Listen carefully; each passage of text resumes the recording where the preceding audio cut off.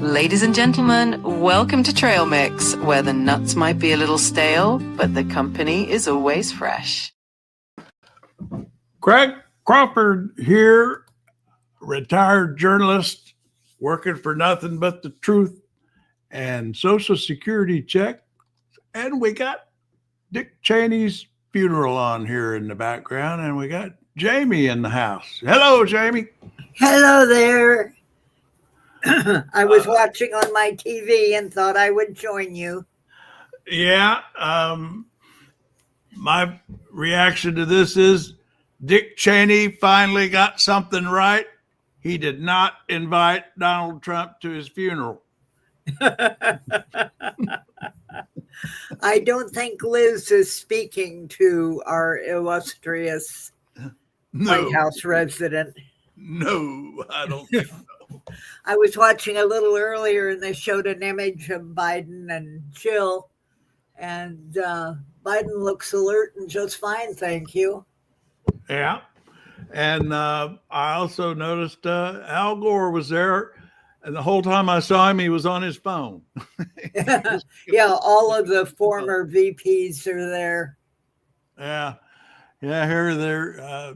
I've got the C-SPAN on right now, but I think CNN might have a little better camera work. I'm watching MS now, and they look great. I'll go over and check them in a second. But here's CNN. Yeah, they're showing the front row here. You got boy, is that George W. on the left? He's lost a lot of hair. Yeah. He's also looking totally bored with the whole thing. Biden and Jill. Oh, there's Harris with Pence. Uh-huh. I bet they got a few things to talk about.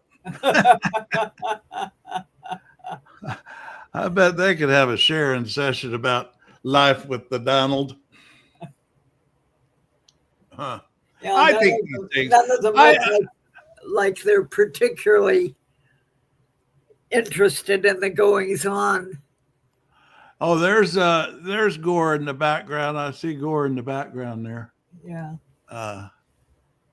He just doesn't show up very often. I don't know. I guess I'm a nerd. These things. Well, I guess you are too. We're both watching this, but I think these funerals, are. It's always interesting to see when it's a all hands on deck kind of event for past presidents and vice presidents and politicians. I'm the same way, because you almost never get to see them all together. Yeah. And you see them in kind of a personal setting where it's not, it's formal and all, but earlier I was watching them all kind of interacting with you. I saw Mitch McConnell shaking hands with people, and I don't know. It's just kind of interesting to see them in a different setting than press conferences. Right.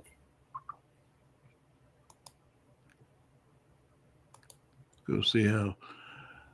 Now, I also like to get a kick out of looking at the various camera work. It looks like MSNBC's got the same feed. How after January 6th, MS Now, the I should vice say, presidents discussed what had transpired. And the flags will come back down tomorrow, because they only had to go down until after the funeral by law. I thought it was interesting that they commented that Trump hadn't ordered it, that they were just simply obeying the law about VPs.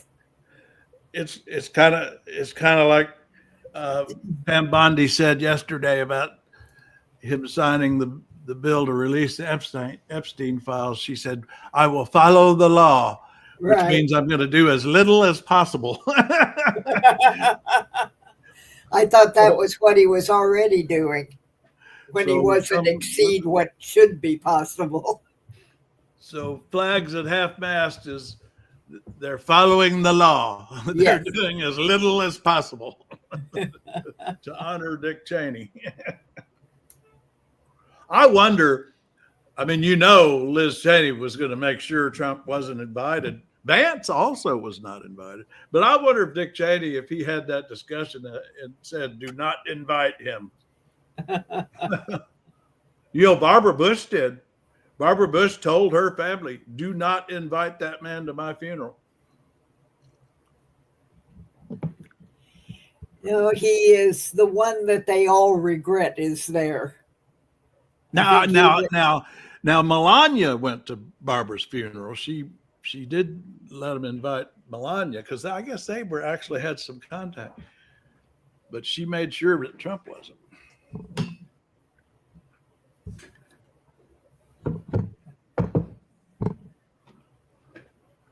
Boy. Well, George W. is supposed to actually speak, so we will hear more out of him.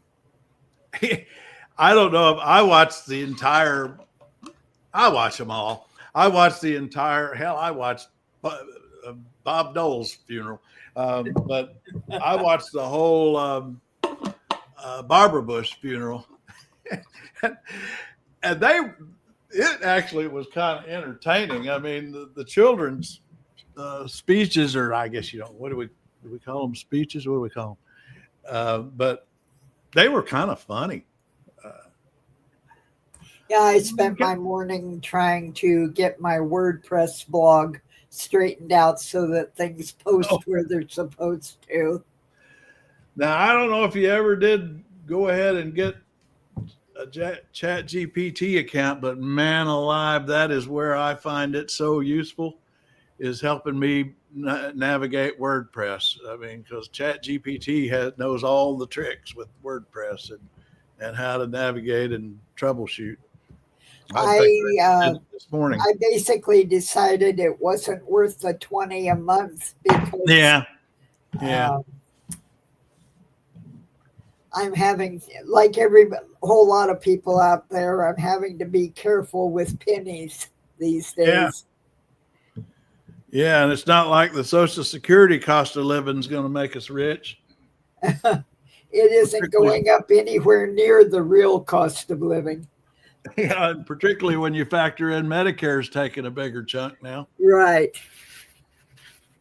Yeah, my Medicare's jumping from $180 to $215.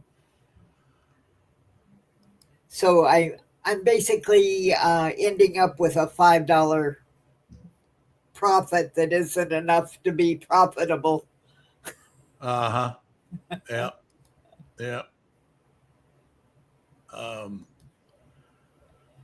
But anyway, what else is going on? We got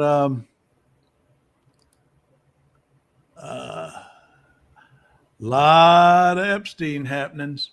Did you catch any of this stuff I've been putting up about his brother last night on CNN? I mean, his brother said some very interesting things. I mean, he said them before, but he's saying them now. It's more pertinent now. It's more timely. And he's saying it on national TV. Particularly a post of what's on the flight logs. Because a lot, like the Clintons flew it a lot because they were going back and forth to Africa with their Clinton Foundation work. Yeah. So there's a lot of innocent people on the flights because that's how he was currying relationships with those people. Yeah. But they should be releasing the flight logs and the banking information. Sure, there's going to be a lot of innocent names in both, but let's get it out there where people can look at it. Yeah. And the brother, the one I just posted an hour or so ago, the brother's pointing out, and I had never thought about this till he brought it up about Trump's own flight log, his plane. That we ought to be looking at his flight log.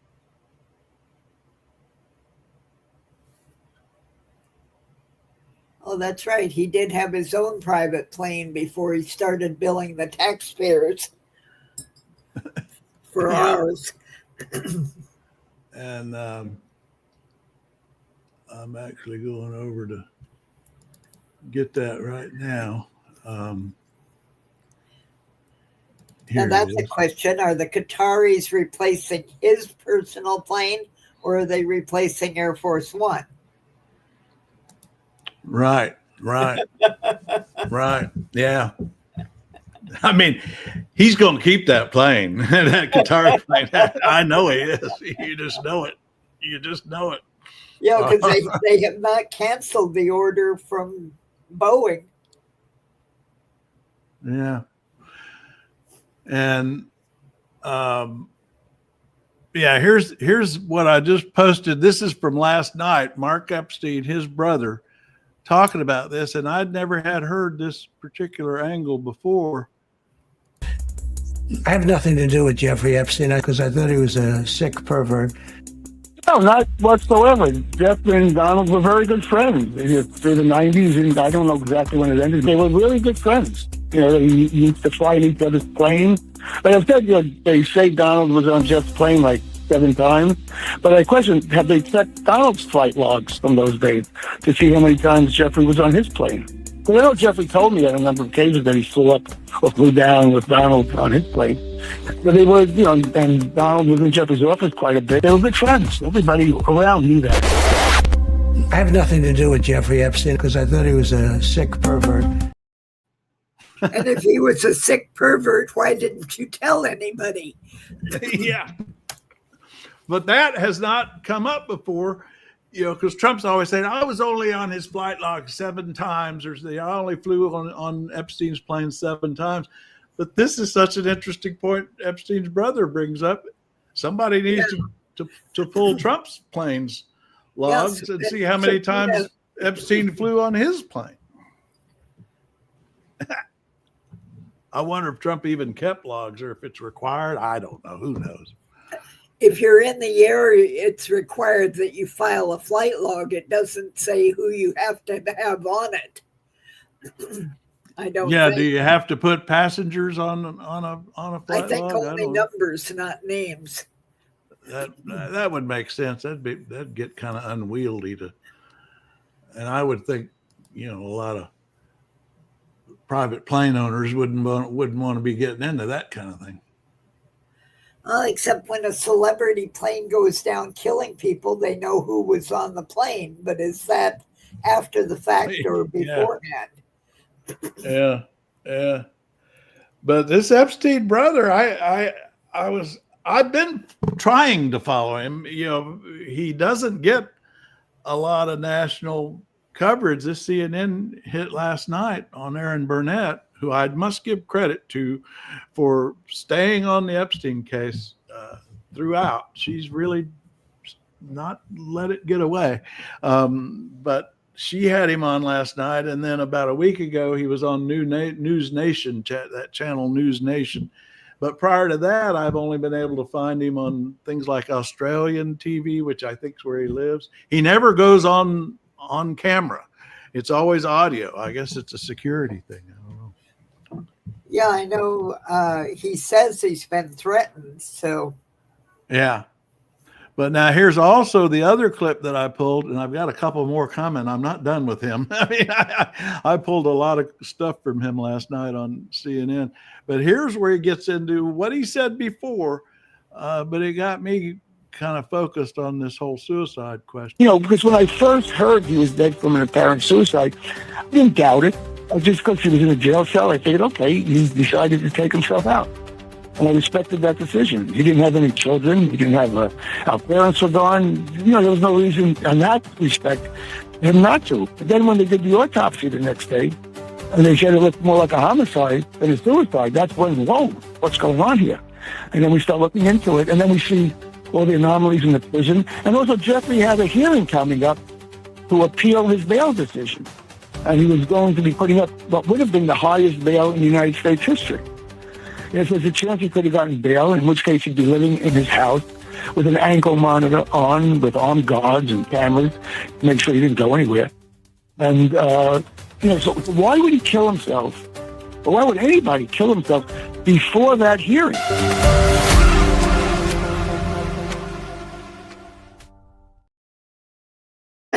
There's plenty of evidence. There's plenty of evidence to support the suicide theory, but this guy raises some interesting points to question. And that, there is the challenge that. missing minutes. Oh yeah, and Yeah, I mean he it's not makes up there he with makes the- 2 points. The 2 points that struck me that he makes that are make you wonder is that the autopsy was not really conclusive about suicide, and what he's actually referring to, I discovered, is the family. Epstein family did hire a medical examiner who's very well credentialed, who said that that the evidence of the autopsy was more consistent with a homicide than a suicide. So there's that. And the other is the point that he makes that Epstein was on the verge of a bail hearing where he was going to pay the biggest bail fine in history, American history, and was likely going to be able to get out of jail, but in a ankle bracelet or confined to his home or whatever. But he was about to get out of jail probably, and that's when he chooses to commit suicide, when he's almost about probably going to get out of jail. That's also a good point. Yeah, I tend to stay away from conspiracies, but you at least want to ask the questions. So that got me going this morning, doing a trail mix brief on this, and but I asked my AI Sam to help me put it together, and we really focused on the best argument for both sides, not trying to take a side. And I mean, the suicide conclusion, the medical examiner's autopsy was found no medical evidence contradicting the determination of a suicide by hanging, which I found interesting language. Maybe that's how medical examiners talk, but no medical evidence contradicting. That's different than saying medical evidence proving it was a suicide. Right. Then there's lots of discussion about neck injuries and. Well, that's in line with you can't prove a negative. Exactly. Yeah. And so we go through all the points that are made by those who say it was a suicide, but then when you get down here to, what challenges, here's what you were just talking about, the prison security system. There's a 3-minute gap exists due to what they call camera malfunction, and adjacent cameras captured uninterrupted video, but not the crucial angle. So the only camera that malfunctioned was the one that was the most crucial for seeing whether anybody had gone into the cell or not. Now that does make you wonder. Well, it's not up there with Nixon's 18, but yeah, 3 minutes. It's long enough. Because the thing that's important about that is one factor in the DOJ's conclusion that it was suicide was that there was no evidence of forced entry or any entry into his cell before he supposedly hung himself. Well, they're basing that on a lack of information, unless they had it, and I don't know. But there's a 3-minute gap of a camera that would have found any entry, and we don't. And it were the guards doesn't exist. Supposedly snoozing or something. Well, they did acknowledge that even in the DOJ conclusion that it was suicide, that the guards were lax, but they said it didn't really matter because no one entered the room, and of course it did matter that they weren't monitoring him to prevent him from committing suicide. And then I wish Blue was here because this is one of her favorite topics. But anyway, then the other thing that supports or tends to support the challengers of that it was suicide is the autopsy by independent experts. This Michael Baden here that family hired, he wrote that Epstein's neck fractures are more consistent with homicidal strangulation than suicide. Yeah, that's that hyaloid bone. Yeah, and then it says the hyoid fracture appeared unusual in pattern and severity. And then you mentioned the guard behavior and the logs that they falsified as being. Could something have been substituted so that the gap was longer than the 3 minutes? Yeah, that's a thought. Yeah, I mean, you want to play conspiracy? I can play conspiracy. Yeah. But you could almost argue that the conclusion that he committed suicide is a conspiracy theory. Right. That he.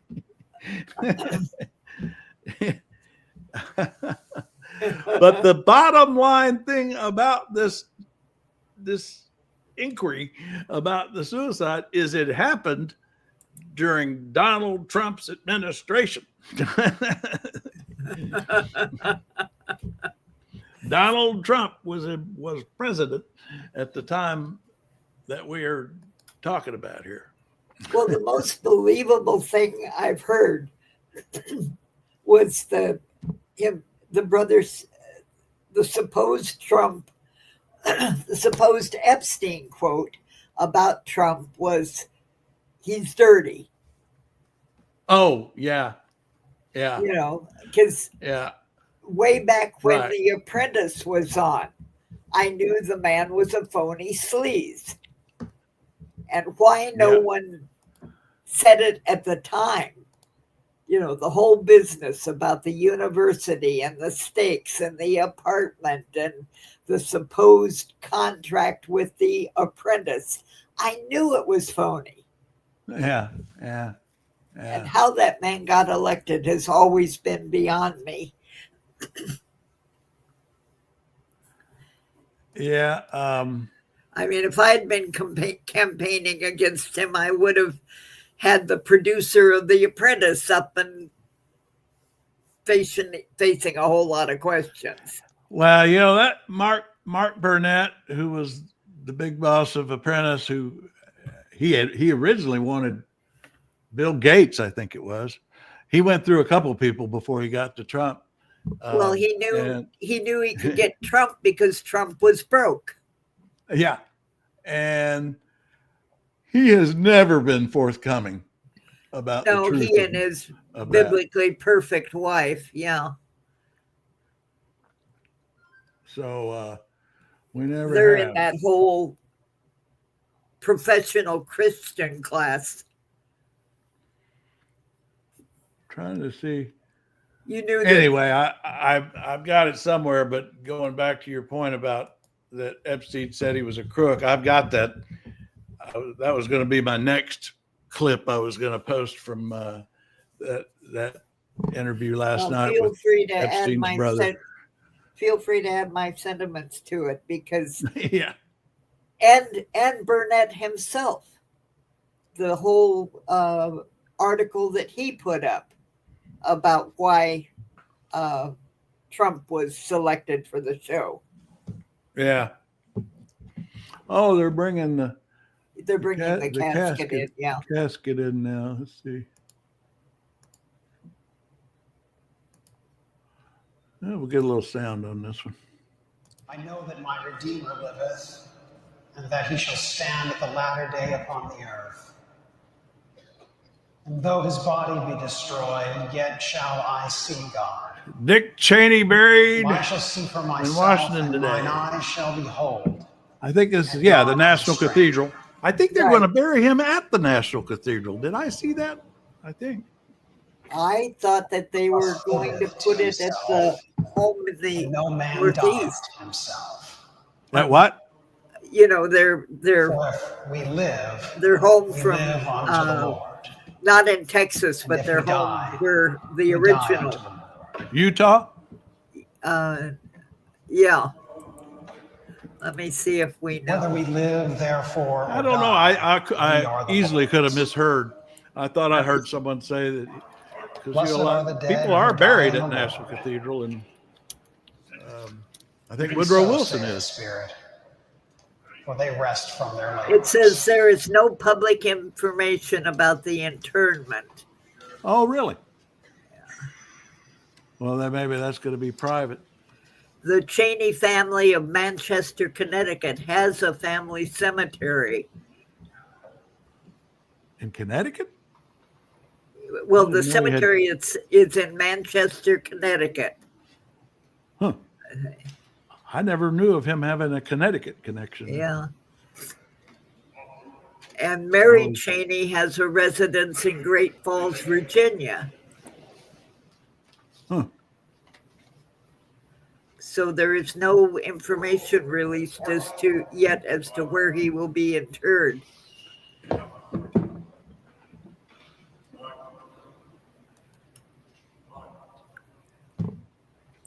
So I guess they have a choice of locations. Huh.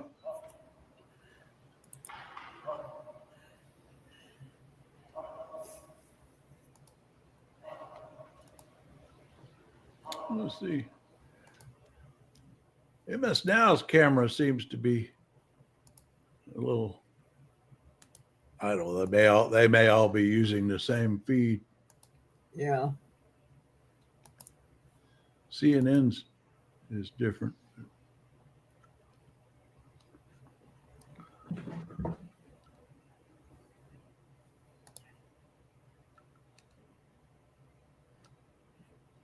Well, they're using different feeds, but who knows where the cameras are placed. Yeah, that's why I kind of bounce around, see who has the better angles. Yeah, I've got CNN up now. It is indeed an honor Here's for us to C-SPAN has a today, close up Vice on the President speaker. Cheney.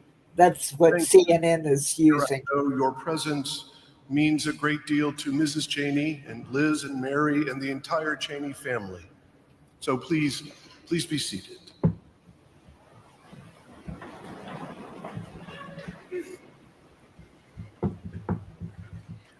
Yeah, I'm just going to let this roll and we can chime in anytime you want. Yeah, just out of respect, I won't talk over the people speaking. But other than that, I'll blurt in. Yeah, we don't have to be shy.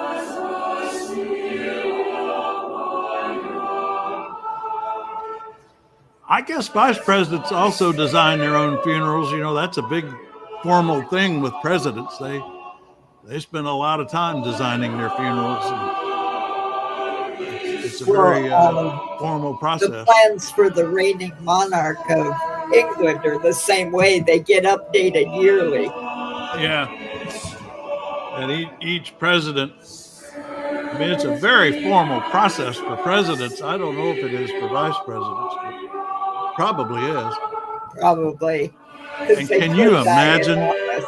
Can you even begin to imagine what sort of funeral Trump's planning for himself? I just know the coffin's likely to be gold.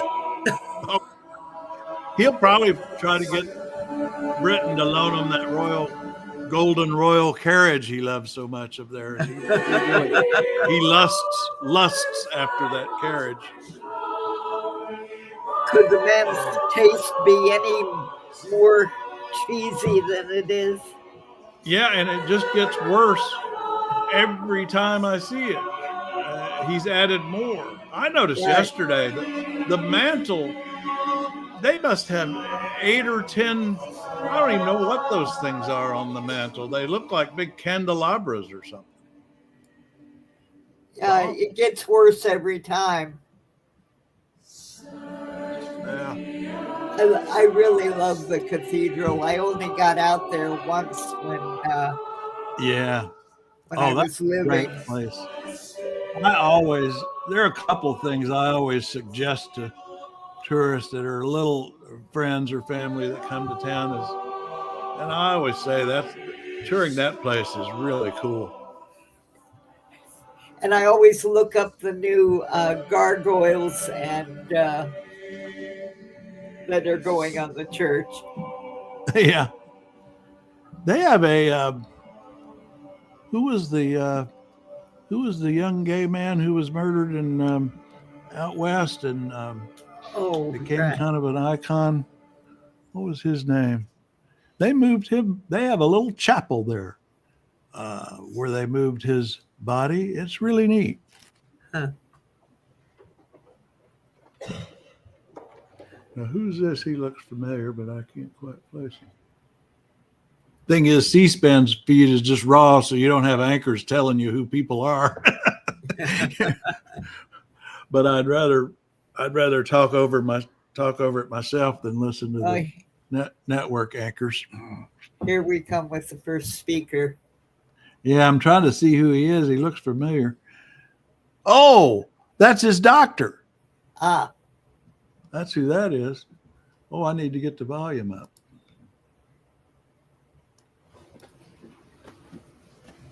Well, oh, he hadn't said anything yet. Oh, okay.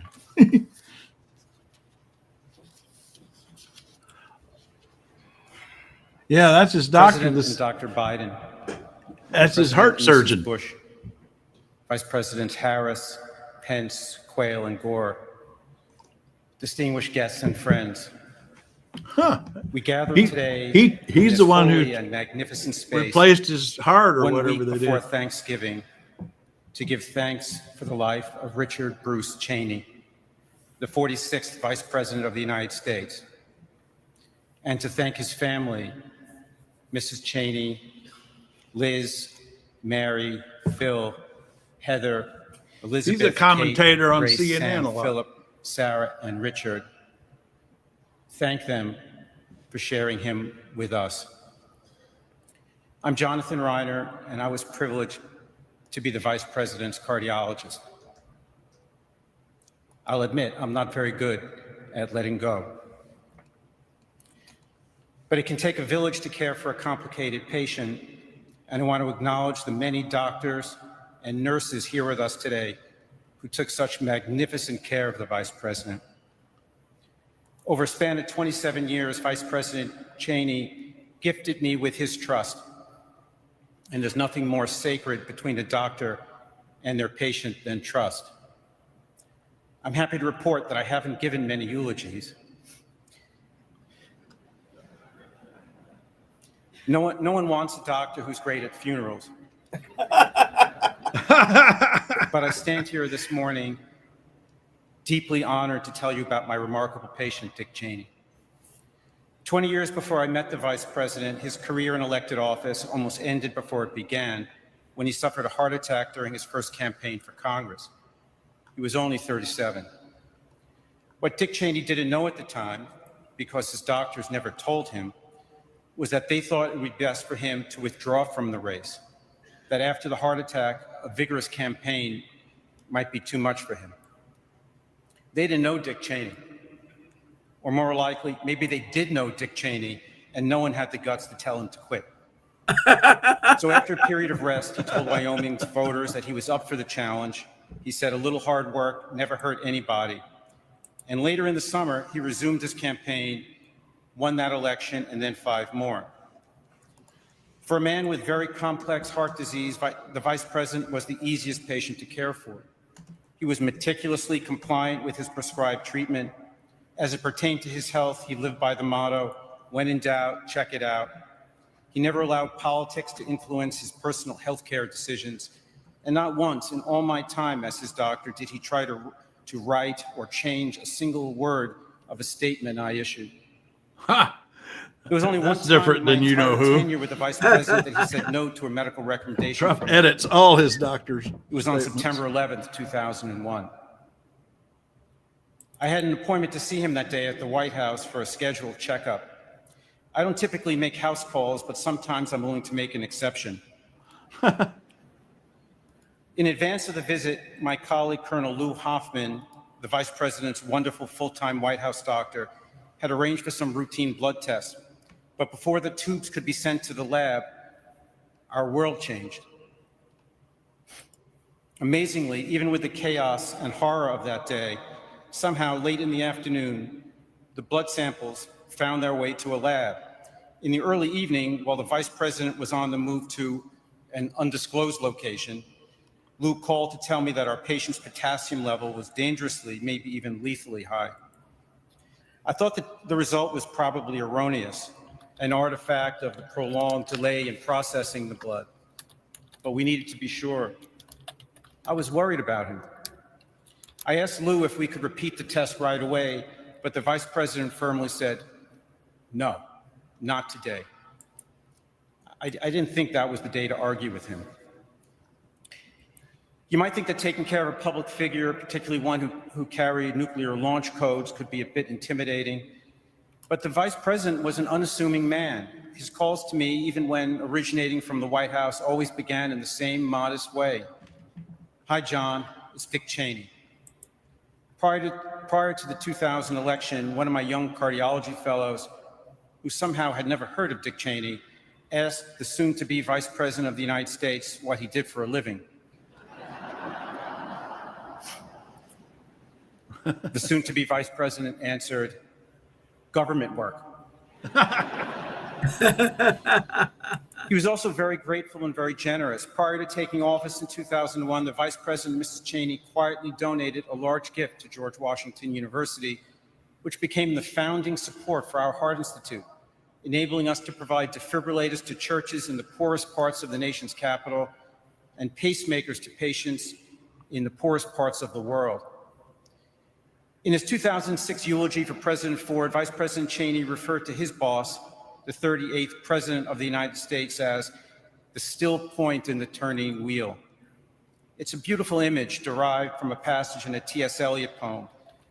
I remember hearing his words then and thinking how aptly the phrase described the Vice President himself. In all our time together, in moments of true existential risk for him, the Vice President was always the calmest person in the room, including me. One evening in July 2010, as he lay literally dying in the cardiac surgical intensive care unit, I told the Vice President that the mechanical heart assist device scheduled for the next day couldn't wait until morning. It would be too late. He looked for a moment towards Miss Cheney, Liz, and Mary, and then said calmly, okay, let's do it. That's all he said. Okay, let's do it. Months later, as he recalled that night, he said that he thought he would probably die, and he was at peace with it. The Latin word for heart is cor. It's also the source for the word courage. To have heart is to have courage.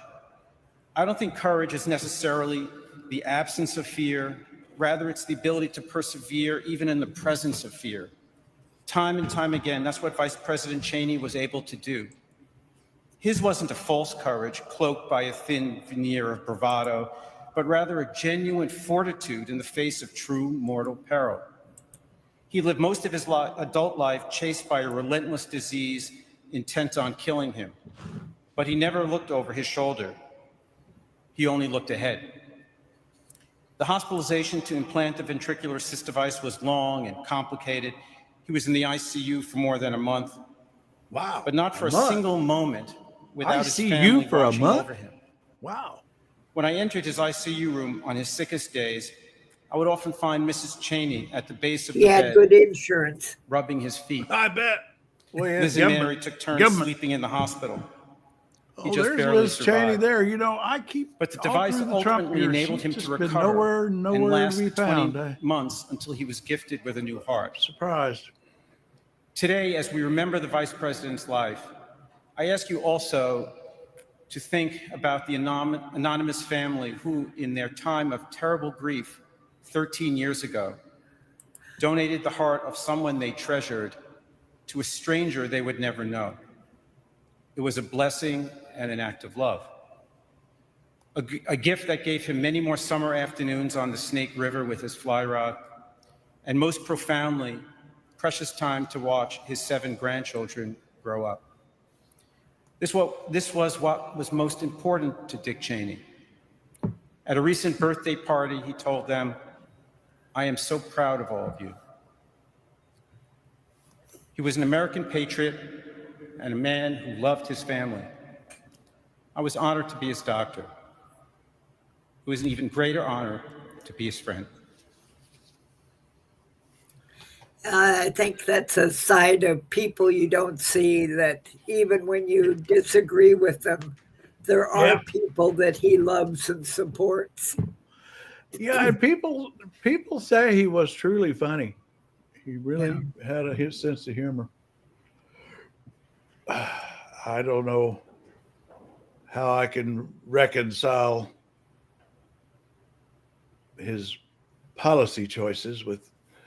Well, I'm that way with some of the arch conservatives I occasionally still associate with.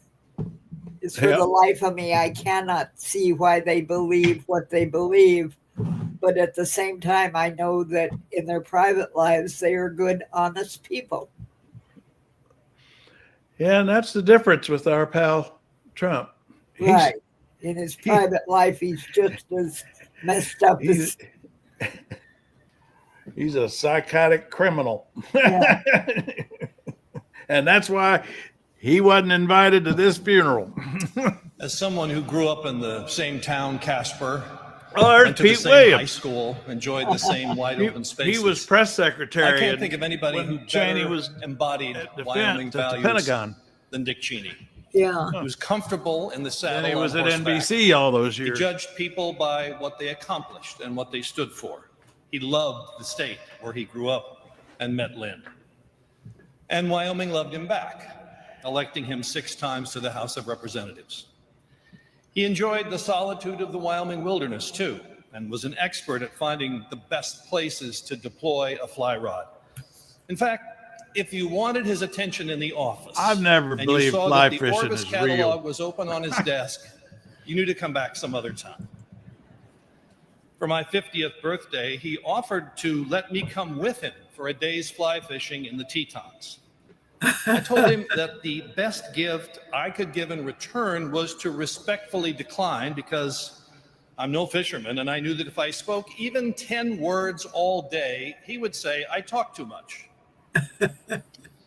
When I was his press secretary, I once wrote a news release that contained the word bureaucrat. He crossed it out and substituted federal official.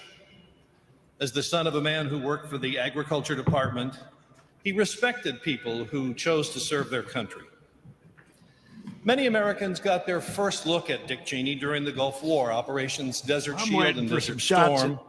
My office at the Pentagon was the place where letters made their first stop, and one in particular stands out in my memory. A woman in Indiana wrote to say this: "During these difficult times for our country, it is reassuring to turn on the television and see someone in charge of our military who is plain speaking, resolute, and strong." And then she added, "I find these qualities to be very attractive. I'm not sure whether you're married, but if you're ever in Indianapolis, you can look me up." I showed this letter to Secretary Cheney, and he took it home to brag about it. Shortly after Dick Cheney became Secretary of Defense, one of our senior policy officials had a request for me as the Pentagon spokesman. A New York Times reporter wanted to know more about a new effort by the George H.W. Bush administration to reach a nuclear weapons agreement with the Soviet Union. The official sought permission to give the Times some background. I relayed the request to Secretary Cheney, who gave his okay, but he said, "Make absolutely sure our guy talks it over with the White House first to get a clear idea of what he can say." The following Sunday morning, the paper revealed that the president would soon propose a new negotiating tactic. The problem was that the president planned to reveal that strategy in a speech on Monday, and he was none too pleased to see it spelled out beforehand.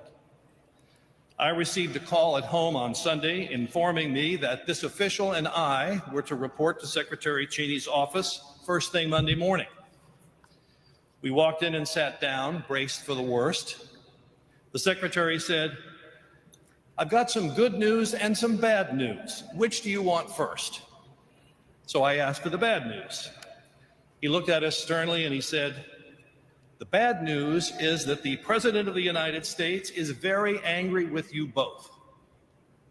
And then I asked for the good news and he said, "I only have to fire one of you." I could tell he was joking. I'm not sure the senior official realized it.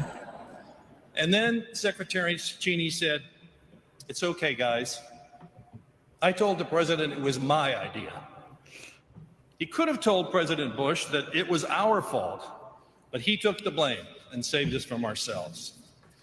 When the boss that you serve cleans up after your mistakes, you can bet that inspires loyalty. And Dick Cheney demonstrated that kind of decency and concern for all the people who served him during his more than 40 years in public life. In his staff, people were In loyal to him 1991, who a worked for magazine him. planned to run a story outing me. I think that I knew it comes was down to coming, what we are so I went talking up to his about. office and offered to resign. Even if you He wouldn't disagree hear with it. someone, you can And for several respect. days after that article appeared, he would call me on the direct line to my desk at the Pentagon to ask how I was doing and to tell me to get on with the job. Washington attracts ambitious people driven by a desire to serve their country, but many of those who become big names acquire staffers and I then mean, I have pass a them friend aside of as they almost rise in 45 years that I know Not to Dick be Cheney. a devoted Throughout family his man life, who on his steady adores rise through the his quarters of power, children his and circle of friends grandchildren. kept growing. The He did fact not that I hang abandon up on those him who at helped him regular along the way. intervals. And when George W. Bush chose him to be You mean the vice because of presidential his- candidate in 2000, because of his political their first views, you campaign mean? stop Right. together was a Oh, gesture, yeah. a demonstration of Dick's loyalty to his home And state. it isn't I hanging don't up, think it's he a was worried slam. about locking up Wyoming's 3 Yeah. electoral votes. Those of us fortunate to work for him knew that he had a sly sense of humor. He loved to tell a story about attending a political event when he ran for re-election as Wyoming's congressman. He said he walked up to one old rancher, stuck out his hand and said, "I'm Dick Cheney, I'm running for Congress and I'd like to have your vote." And the rancher replied, "You got it. That guy we got in there now is no damn good." In my 7 years of working for him in the Congress and at the Pentagon, I seldom came away from a meeting with him without thinking that I'd learned something about politics and government. Lynn captured that experience perfectly when she introduced him at the 2000 Republican Convention. Here's what she said: "Conversations with Dick have a way of taking unexpected turns. Problems get redefined, and you find yourself thinking about things in new ways." And she added, "I cannot imagine the discussion that would not benefit from his presence." Dick Cheney was a good and decent man. He loved his family and his home state. His highest aspiration was serving the country. And I'm so lucky and so deeply grateful that I was along for part of that ride. I wonder if Mary Madeline's going to speak. She worked for him and was a big fan of Cheney. Huh. I haven't seen her in a long time on the TV. Mary Madeline. Have you seen her anywhere in a long time? No, I've actually been kind of worried about her because Yeah. I just wondered if she had been ill or starting to fail mentally or whatever, because you never see her, even though hubby, old Snakehead is. Yeah, he's everywhere. Yeah. There's W. Here comes W.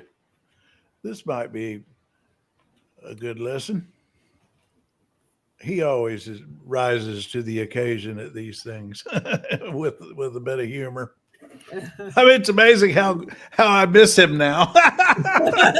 He's looking pretty good, isn't he? He looks good. Lynn, Liz, and Mary, and all the Cheney family, honored guests, ladies and gentlemen. I appreciate this chance to say a few words about a man I was proud to call my vice president and my friend. Though not a happy assignment, I do consider it an easy one because there was so much to like and admire about Dick Cheney. Dick was a stoical man, and I doubt he left his life with any complaints about the time given to him or its end. He was also a grateful man, grateful above all for 3 loyal, loving women who shared in his journey. As I quickly discovered in 2000, when you choose one Cheney, you get 4. His busy and purposeful life was an adventure they experienced together. In a family so close, you dread the day when the circle is broken. Lynn and the girls, Heather, Phil, and all the grandchildren, he sure loved you all. And he was proud of his family. I hope it helps to know that many people in this country share your sense of loss, and we're here today as your friends. 25 years ago, I had a big choice to make, a big job to fill. I want to know all my options, so I enlisted the help of a distinguished former White House Chief of Staff and Secretary of Defense to lead my search for running mate. Dick Cheney and I went through the files name by name. We talked over the various qualities I was looking for in a vice president: preparedness, mature judgment, rectitude, and loyalty. Above all, I wanted someone with the ability to step into the presidency without getting distracted by the ambition to seek it. After weeks of these meetings, I began to have a thought I could not shake. I realized the best choice for the vice president was the man sitting right in front of me. And I told him that. Yeah. At such a moment, most in this position would have jumped at the chance, but Dick stayed detached, and he analyzed it. Before I made my decision, he insisted on giving me a complete rundown of all the reasons I should not choose him. He also heard one of my top advisors was against the choice, so Dick invited him to make the case. As he did so, he sat there unfazed and expressionless. In the end, I trusted my judgment. I remember my dad's words when I told him what I was planning. He said, "Son, you couldn't pick a better man." The way this all unfolded followed a pattern in Dick Cheney's life. Summing up his career a few years ago, he said, "A few breaks came my way, and one job always led to another, in a life that's taken me far to more places than I ever expected." That was Dick's typically understated version of events, but there's a little more to the story. His abilities were self-evident without need of calculation or self-promotion. His talent and restraint exceeded his ego. Even before the Cheney name reached the national stage, people always saw something in the man, solid, reliable, and rare. One of the first to really notice was Lynn Vincent. She can recall a time in their college years when Dick, as he freely admitted, lacked direction and needed some straightening out. He had a wild youth. I think we had that in common. Yeah. That was Lynn's kind of project, and it did not take her long. He said many times that his life would have turned out a whole lot different if he had never met her. It may explain how in just over a decade, a guy can go from laying transmission lines outside Cheyenne to serving as chief of staff of the President of the United States. In Dick's telling, those years working for Gerald Ford were special and formative. He cherished the association, and the high regard went both ways. In his memoir, President Ford described Dick's steadiness, his low-key style, and his absolute loyalty. I know exactly what he meant. These are not traits easy to come by in Washington. Being calm, reticent, undramatic, and untrustworthy are not everyone's formula for success in politics. But they were the Cheney way, and they worked. I'm reminded of a renowned senator who once gave this advice to a junior colleague. Perhaps he said you could occasionally allow yourself the luxury of an unexpressed thought. That's a Dick good Cheney line. was like that, sparing and measured with words. In a profession that attracts talkers, he was a thinker and a listener. And when he did speak up, conveying thoughts in that even tone of voice, that orderly, unexcitable manner, you knew you were getting the best of a highly disciplined mind. No colleague, no legislator, no foreign leader who ever met Dick Cheney ever doubted that they were dealing with a serious man. Of course, not every political counselor is cut out to be a political candidate. But Dick Cheney put himself to the test and never lost an election. In fact, it happens that he and I both ran for Congress in 1978. Huh. And let me just say the Republican wave didn't reach West Texas that year. Huh. He told me a few times what it's like to campaign in Wyoming. Lots of small gatherings and long drives. It's easy to imagine the impression that young Dick Cheney made when he was asking for the vote. I wish more Americans got to know Dick Cheney the way the folks in Casper, Cody, and Laramie got to know him. Smart and polished, without airs.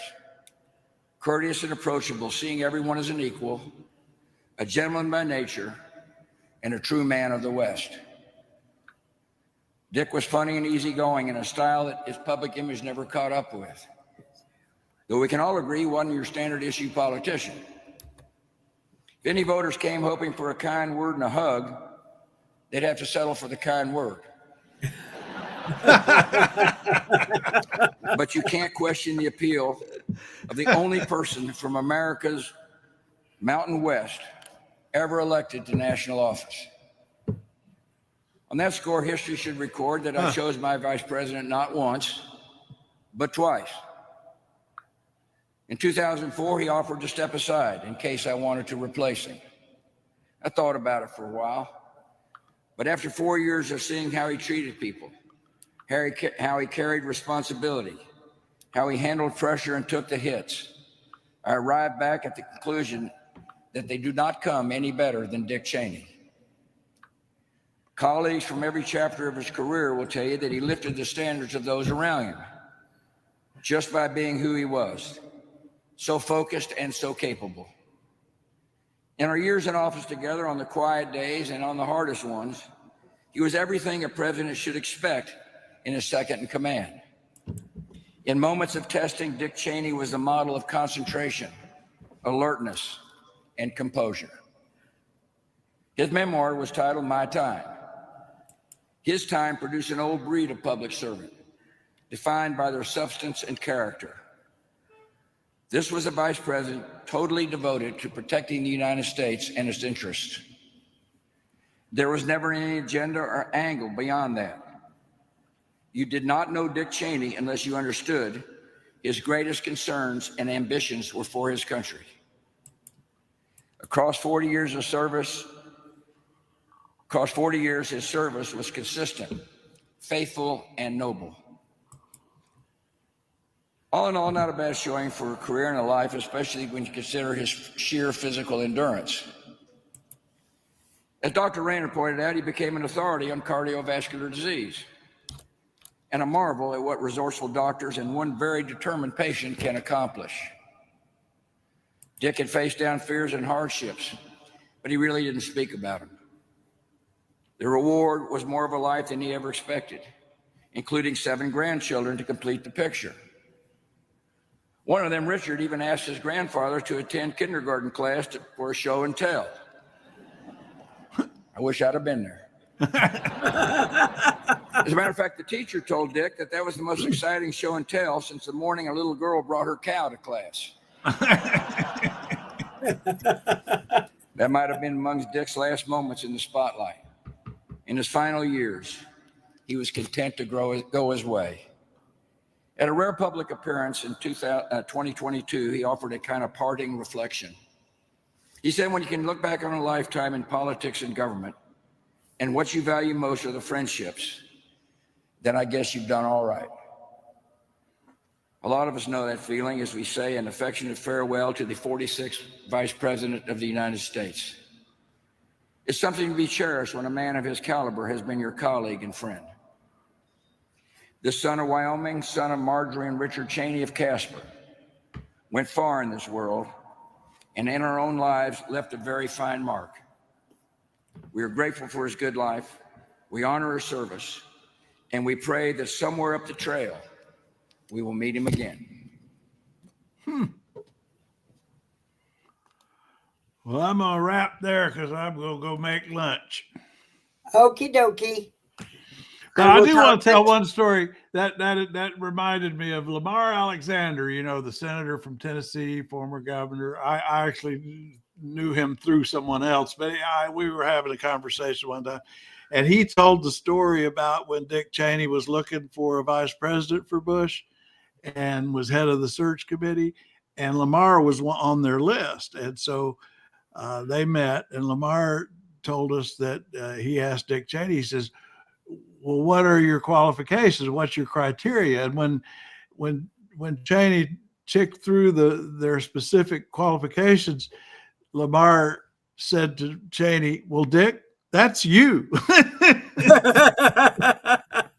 And Lamar figured out from the get-go Cheney had designed a series of criteria that only applied to him. Which is how he became vice president. Lamar Alexander was convinced that was the plan. That was Cheney's plan all along, maybe not Bush's. You'll have to include that story when you do an edit of this conversation we've been having. Yeah. And then my understanding was that Bush and Cheney really did not have a whole lot of contact in the later years, because Cheney never forgave him for not giving Scooter Libby a full pardon. You know, Scooter Libby was his chief of staff who got convicted and sentenced in that CIA leak case that Valerie Plame or something, that whole thing. And Cheney wanted a pardon for him, and Trump didn't do it. Bush didn't do it. Trump ended up doing it, giving Scooter Libby a pardon. But Cheney never forgave him, and they didn't really have a whole lot of That's what I've seen reported about their relationship. Did Bush ever give the reasoning for not giving? I don't know. Huh. Yeah. But well, that was a nice little stroll through history. Okay, hon. Talk to you later. Bye-bye. All right. So long. Ladies and gentlemen, welcome to Trail Mix, where the nuts might be a little stale, but the company is always fresh.